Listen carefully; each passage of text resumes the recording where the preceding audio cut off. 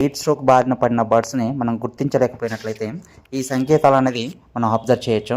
ఈ వేసవి కాలంలో ఉష్ణోగ్రతలు అధికంగా ఉన్నాయి కాబట్టి హీట్ స్ట్రెస్కు గురైనటువంటి బర్డ్స్ను మనం ఏ విధంగా గుర్తించాలంటే, ఈ బర్డ్స్ అనేది అధిక ఉష్ణోగ్రతల వల్ల ప్యానిక్ చెందుతూ ఉంటాయి. అదేవిధంగా ఫ్లట్టర్ సౌండ్ అనేది చేస్తూ ఉంటుంది. నెక్స్ట్ రెక్కలు అనేది విప్పుకొని గుబురుగా కూర్చొని ఉంటుంటాయి. అదేవిధంగా షివరింగ్ అనేది వచ్చేస్తూ ఉంటుంది. మోషన్ డయేరియా అనేది వచ్చేస్తూ ఉంటుంది. బర్డ్స్ అనేది నీరసంగా ఉండి వాటర్ కానీ ఫీడ్ కానీ తీసుకోకుండా కంప్లీట్గా ఒకే దగ్గర కూర్చొని ఉంటాయి. అదేవిధంగా బర్డ్స్ యొక్క టెంపరేచర్ చూసినట్టయితే ఎక్కువగా ఉంటుంది. కాబట్టి ఇలాంటి బర్డ్స్ను మనం సపరేట్ చేసేసి మొదటగా వాటికి ట్రీట్మెంట్ వచ్చేసి 500 లీటర్ వాటర్కి వచ్చేసి సి విటమిన్ ఉన్నటువంటి నిమ్మకాయలు అనేది 20 నుంచి 30 నిమ్మకాయలు వాటిలోకి రసాన్ని చేసి వాటికి నిమ్ముప్పు అనేది ఒక 20 గ్రామ్స్ ఇచ్చేసి రికవర్కి వస్తాయి.